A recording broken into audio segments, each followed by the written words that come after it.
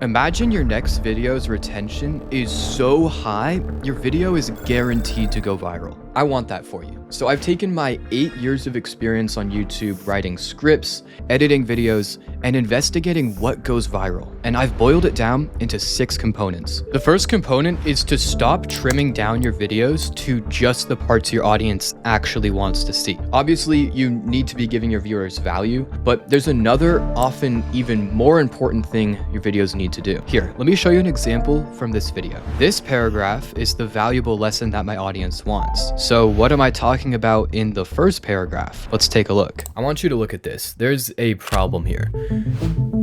This is the timeline of a typically edited YouTube video. A couple cuts have removed the unnecessary bits. There was a tangent here that wasn't really relevant to the video's greater purpose. These cuts removed pauses, and these removed bad takes. But in its current form, this video is doomed to fall short of its potential. The reason is this video isn't using its visuals to maximize attention. That first paragraph is where I reveal a problem. And then in the second paragraph, I give a lesson on how to solve it. Now imagine if I didn't state the problem first and instead got straight into teaching the lesson. There wouldn't be any curiosity or expectations, so whatever I say will just be boring information rather than being an answer to the viewer's questions or problems. Are you doing that? Do your videos just get straight into talking about or doing random stuff? Or do you first make sure the viewer cares about what you're talking about or doing? You see, it's obvious to you or to me as the creator what makes things valuable, but to the audience, they don't actually know until you tell them. So here's my formula. I color code my scripts to make sure the viewer always cares so much about what I'm saying that they can't possibly stop watching. In these green sections, I give the reason to watch. I explain the problem, share a mystery, give a question, or create an expectation. Then in these purple sections, I reveal the answers. Now this formula isn't just used for my videos, it's used everywhere. Here, look at this video from Ryan Trahan. The intro is of course going to be a green section to get you to care about what he's going to do in the video. So do you remember what the green sections are? It's when you introduce the problem, question, or mystery. Which one does Ryan do? This is the loneliest house in the world. Oh, it's so lonely, no. There are tons of conspiracy theories around it. Like some people think a billionaire built this place in case of a zombie apocalypse. Some people think it's like a religious cult. But most people just want to move here and get away from their problems. To get the viewer's attention, he says the facts that create a mystery. The loneliest house in the world has a ton of conspiracy theories around it, such as a billionaire's zombie apocalypse hideout or a religious cult. So tell me, what question does this create? It makes you ask, what is the true purpose of the world's loneliest house? And that question gives the viewer a reason to watch the video. Okay, cool, but that was just one method to create curiosity. There's actually 4 methods, so get your notes ready because you're gonna use these a lot from now on. First, you can create a mystery like what Ryan did in that video. Or it could be a problem, question, or some obstacle that lacks an answer. Second, you can say something counterintuitive. For example, look at this video. You wouldn't expect the smaller asteroids to be the ones to worry about, so this is something that's surprising and it makes you curious. Third, you can reveal that someone knows a secret. Make it seem like someone's hiding something that's really important. And fourth, you can suggest that there's a missing component or something important that you haven't yet considered. Now, this first one is the secret to turning your boring videos into highly captivating stories that get millions of views. So let's look at how Ryan does it in this video. Now, first, do you remember how I used that green-purple formula for my videos? I go problem, solution, problem, solution. For the videos I made on my previous channel, where I talked about my favorite video game, Terraria, I did question, answer, question, answer. But the thing is, with Ryan's video, he's not giving information, he's doing things in the video. So how do we apply that green-purple formula to a video where you're doing something? Well, that was actually initially a big weak point with Ryan's video. You see, the reason to watch the video is to see him explore the world's loneliest house. So what's the problem? Here's the plot of the video. Try to spot the weak point. Ryan gets ready for the trip. Ready. Then he takes the boat to the island, jumps from the boat onto the island, climbs up to the house, and then explores the area. Do you see the problem here? The viewer only cares about seeing Ryan explore the world's loneliest house, but the first half of the video is the journey to the house. So how is Ryan gonna keep all the viewers watching during the first half of the video? Simple. He needs to make the viewer care about the journey as well. How? Well, Ryan's really a genius. Take a look at the rest of that intro. This trip is said to be extremely dangerous, and locals say you'd have to be stupid to try to go with no experience, which really only leaves one man for this job. Hello. Clearly, I'm not prepared for a country named Iceland. He says that the journey is really dangerous, and then throughout the video, makes himself out to be very unprepared. Yarny just gave me a bunch of clothes, because I wasn't prepared. Therefore, his safety and success becomes uncertain, which makes the journey to the world's loneliest house become just as interesting as the house itself. Write that down. Intrigue comes from uncertainty. Okay, good. Now I need you to recognize this for yourself in the next example. So take a look at when Ryan jumps from the boat onto the island. That plot point of Ryan jumping is a purple section. Now, I need you to notice the green section before it.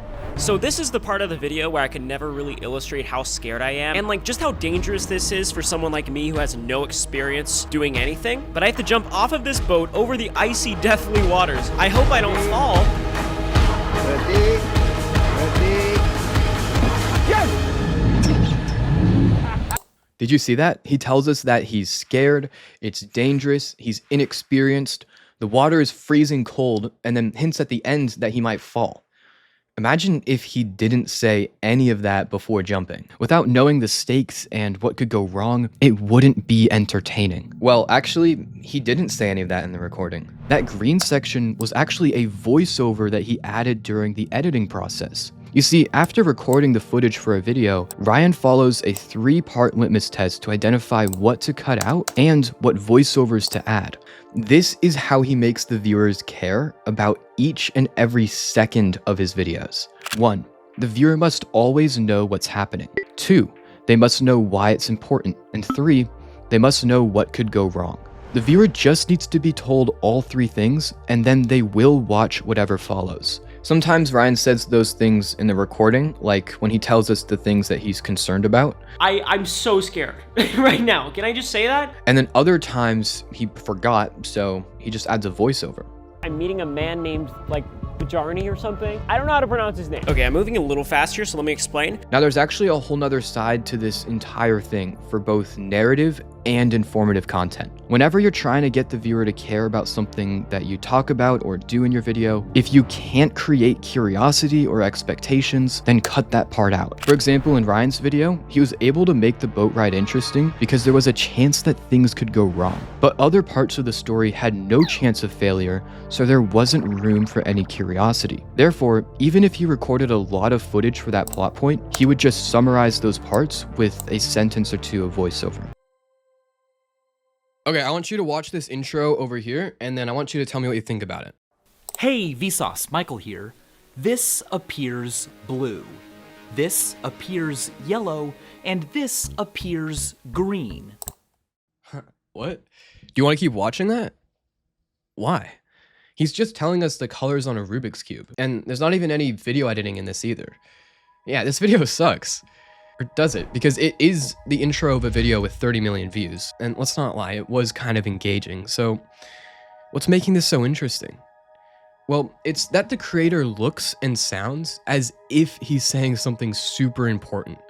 So, think about your videos. How do you talk in them?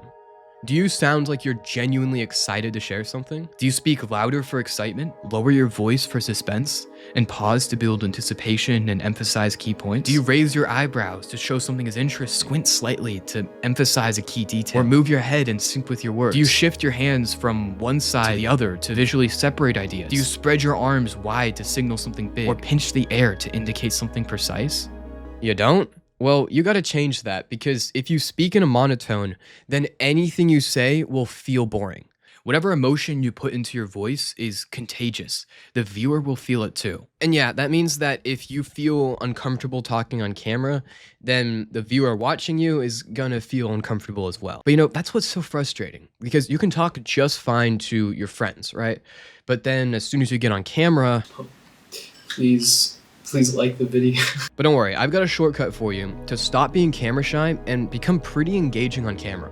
You see, when you're saying something to a close friend, 100% of your focus is on just trying to get your point across. But once you're talking to the camera, you get distracted by thoughts like, am I speaking fast enough? Am I pausing too much? Am I saying that right? You get self-conscious. You're focused on yourself rather than on sharing your message. Because you're distracted, you start to lose your train of thought as you're speaking. So what makes sense to do here is to memorize the words that you need to say so that you say it all correctly. But this makes things worse. Now you're more focused on getting the words right than on the real meaning behind the words, and that's what causes you to speak in a monotone. How do you fix this? Well, you gotta get comfortable with making mistakes on camera, because think about this. What sounds more engaging? You can say your script flawlessly, every word's perfect, you don't say you don't say ah. However, the entire recording, you're speaking in a monotone. Or does it sound more engaging if you make some mistakes in your speech, you might pause a few times, you say you say ah, but it sounds like you are really excited to share something. You're just giving off the impression that there's something really important and exciting to talk about. Obviously, that second version sounds way more interesting, despite the mistakes, which you can actually just cut out later. So what matters here is not trying to look perfect, but instead treat the camera like it's your friend who's really interested about what you're saying. And that's really the big issue here. You get in front of the camera and you start thinking that there's a big audience watching you, or there's like a panel of critics judging you. The issue is when you start to think that, oh, I'm in front of the camera now I have to act different, now I have to say things right. But that's not what it's about. It's about connecting with each individual viewer as if they were your friend who's interested in what you're saying. And that's what's going to make the viewer feel like you have something really important to share. There's a problem with your videos, and if you don't fix it, your scripts are boring. And this applies to any type of video. And I've been making this mistake the past few sentences, and I hope you noticed because I keep saying and. And the problem isn't just with the word and, the problem is with using and to connect points in your video. Here's what I mean. The creators of South Park discovered that when a story is structured like this happened, and then this happened, and then this happened, and then this happened, it quickly becomes repetitive. But it also creates a bigger issue.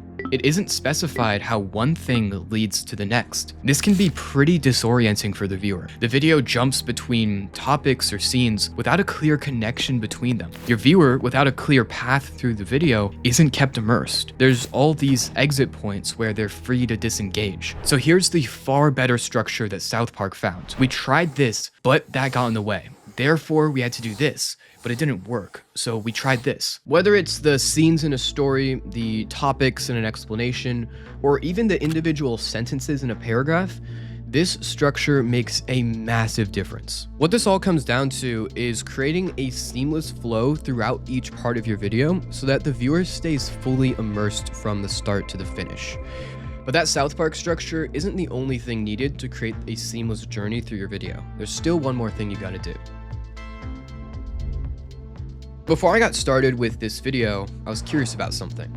I wanted to know, what is the most common mistake people make in their videos for retention? So I went to my Discord server at the time, and there was a section for feedback requests. I went through all the videos in there, and well, guess for yourself, what do you think the biggest mistake was? Was it a lack of storytelling? Was it really bad video editing? Was it people speaking in a monotone voice? Or was it something else? Well, it was actually the most basic, intuitive thing that you gotta be doing with your videos, yet no one was really doing it. The biggest mistake was confusion. I was confused what was happening. And now if you think that you would never make such an obvious oversight, then you're probably one of the creators doing this. Here, let me give you a quick insight into my scripting process. I revisit every part of my video genuinely around 100 times to find any possible way to make it easier to understand. Because here's the thing. You're biased. When you look at your video, you look at it from a place of having all of the context. You are the expert. You did the research, the filming, the editing. But where's the viewer coming from? A place of zero context. Everything is completely new to them. Therefore, it's way harder for the viewer to keep up with and understand what's happening. And you know, I gotta be honest, this is probably why you keep getting disappointed by your view count. You can tell when you upload a video that there's a lot of value there. There's a lot for people to get from it, yet people are not enjoying it that much, and therefore the metrics that YouTube gathers from your video end up being lower, and you don't get the views that your video really could be getting. Because chances are you already have a good video idea, you're already putting a lot of effort into your videos, a lot of value in there. But the issue is your viewers just aren't able to absorb it. They're not able to understand it that well. And therefore the videos lower quality because they're not able to access that value. And really this comes down to communication. And we've already talked about this quite a bit so far with the storytelling lesson, which in summary was just like, make sure you're telling the viewer what's going on at all times and what the stakes are, what could go wrong. So if they know all of those details, then they're able to keep up with the story and empathize with you, get a lot more immersed into what's happening. We had that communicating, and that was a big part of communication, but there's a lot more to communication beyond that. I think there is 3 more things to communication. These are especially important if you make videos like mine that are not a story, but you're explaining something. First, let's say you're explaining something and you make it clear and concise. Great, you're getting to the point and just saying things simply how they are. Well, that's still gonna leave the viewer down there. Why? Try to remember the last time you were learning to play a new game. People could tell you a crystal clear and concise explanation of how to play, but that wasn't good enough. It was a lot to take in, so you forgot some details, and it just took a few rounds before you really understood the game. The key thing here is that it isn't tangible until you've seen it in action. And it's also hard to wrap your head around if it's totally new to you. So how do you get the viewer to understand things? You can use an analogy, like for example what I did a moment ago when I related the viewer's experience trying to understand your video to your experience learning to play a new game. Or you can give an example, like what I just did. I gave the example of using an analogy. Those things turn an abstract idea into something vivid for the viewer. The next thing is to get someone else to watch your video before you post it. I've been doing this for years now, and every single time I get someone pointing out some moment in my video that was either boring or it was confusing. Now the final thing is something I swear by because it's set me apart ever since my previous channel. It's what I do with the visuals. Check this out. Your journey begins as you scour the surface for the wooden boomerang, your first weapon. You find a fallen star and use it to upgrade to the enchanted boomerang. The game is only getting started. Did you catch it? In my videos, I always make certain that every single thing I talk about has a visual to show that thing. Because you obviously want to pace your video pretty quickly. But the issue is, if you pace your video really quickly, then it's really easy for the viewer to miss some details. The solution? Take full advantage of visual communication. That way, your video can communicate maximum value at maximum efficiency. But just showing a visual for each thing isn't all there is to it. There's often multiple things in a scene that the viewer might look at, so you need to clarify where their focus should be. I zoom in and pan the camera to exactly what the viewer should be looking at any given moment. But that brings up this really common misconception that people have with editing. There's this big narrative that the more cool things you put into your video, whether it's visuals or sound effects, that's going to lead to more views. And I'm sure you've seen a lot of big creators having a ton of variety in their videos too. But variety is much more delicate than that, and having variety just for the sake of having it really has the potential to screw up your video. Let me explain. Variety is like seasonings in a dish. The purpose is to bring out the flavor of the food, but too many seasonings ruins the dish. So for example, with the mood of your video, keeping a constant tone throughout the whole video is like only using one seasoning. It's boring. But if the mood fluctuates from excitement over something, to worry about some problem or threat, to joy about a solution, to unease over some impending obstacle, and so on, your video becomes much more engaging and vivid. The viewer is kept alert by the shifting tone, and the contrast between moods enhances the strength of each mood. So a healthy amount of variety is great there, but adding too much variety can be harmful, just like adding too many seasonings to a dish. For example, with your visuals, if you take things too far with variety, it becomes difficult to keep up. The viewer isn't given enough time to process each thing that's happening on screen, which means they can't absorb anything valuable from the visuals. So the point I'm making with variety and with your video editing in general is that rather than taking all the spices and tossing in as much as you can, you gotta think about the effect each thing you do has and how much of it's needed to create the perfect experience for your audience. So what can you do to make the algorithm always choose your videos to be the ones that blow up? Here, I'll go ahead and tell you. The algorithm is designed to make the viewer's experience of going on YouTube be as enjoyable as possible. So if your video is predicted to be one of the most enjoyable videos for someone, the algorithm will recommend your video to them. Now, if your video is predicted to be a highly enjoyable video for millions of people, then the algorithm will recommend your video to millions of people. Here's how to do that. Take an audience that you understand. You know what they're interested in, and you know what they're seeking for, the experience they want when they go on YouTube.